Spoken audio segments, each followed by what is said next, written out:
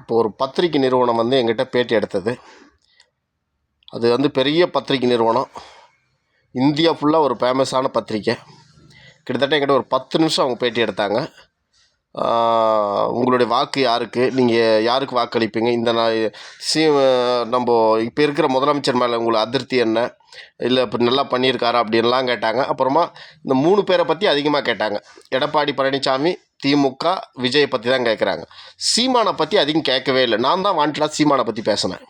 அப்புறம் சீமானுக்காக நீங்கள் ஜாதியை பார்த்து ஓட்டு போடுவீங்களா, மதத்தை பார்த்து ஓட்டு போடுவீங்களா, இல்லை அதெல்லாம் எல்லாமே கரெக்டாக கேட்டார். ஆனால் அவர் 3 மன போட்டி மாதிரி தான் என்கிட்ட பேட்டி எடுத்தாரே தவிர சீமானை பற்றி அதிகமாகவே கேட்கல. அப்போது ஒரு சாமான திருப்பத்தூர் மாவட்டத்தில் கிட்டத்தட்ட அங்கங்கே வந்திருக்கேன் அப்படின்றாங்க. இப்போ நிறைய பேர் திருப்பத்தூர் மாவட்டத்தில் கேட்கலாம். நான் இப்போ பேசிகிட்டு இருக்கேன், நீங்கள் வீடியோ பார்த்தீங்கன்னா கூட உங்கள்கிட்ட கூட வந்து பேட்டி எடுக்கலாம். அப்படி கேட்டு எடுக்கும்போது சீமானை பற்றி கேளுங்க. சீமானை ஏன் புறக்கணிக்கிறாங்க? எவ்வளோ ஒரு இந்தியா பூரா ஃபேமஸான ஒரு பத்திரிக்கை, ஏன் சீமானை கேள்விக்க? நான் தான் சீமானை பற்றி பேசினேன். இப்போ உங்கள் ஓட்டு யாருக்குன்னா சீமானுக்கு அப்படின்னு சொன்னேன். நீங்கள் எத்தனை வருஷமாக ஓட்டு போடுறீங்கன்னா சீமானுக்கு ஒரு 10 வருஷமாக ஓட்டு போட்டுனுக்கிறேன்னு சொன்னேன். அதுக்கப்புறம் சீமானுக்கு விட்டுட்டு விஜய் ஆட்சி எப்படி இருக்குது, விஜய் வந்தால் எப்படி இருக்குன்னு நினைக்கிறீங்க அப்படின்னு தான் கேட்குறாரு தவிர சீமான் வந்தால் எப்படி இருக்குன்னு கேட்கல அவர். அதே மாதிரி எடப்பாடி பழனிசாமி பெஸ்ட்டு முதலமைச்சராக அவங்க வரா, விஜய் பெஸ்ட்டு முதலமைச்சராக வரா, நம்ம திமுக தலைவர் இப்போ இருக்கிற ஸ்டாலின் தலைவர் முதலமைச்சரான நல்லா இருக்குமா அப்படி தான் கேட்குறாங்க. எந்த இடத்துலையுமே சீமான்ற ஒரு வார்த்தையை அவங்க அதிகம் பயன்படுத்தலை. நான் தான் சீமானை பற்றி பேசினேன்.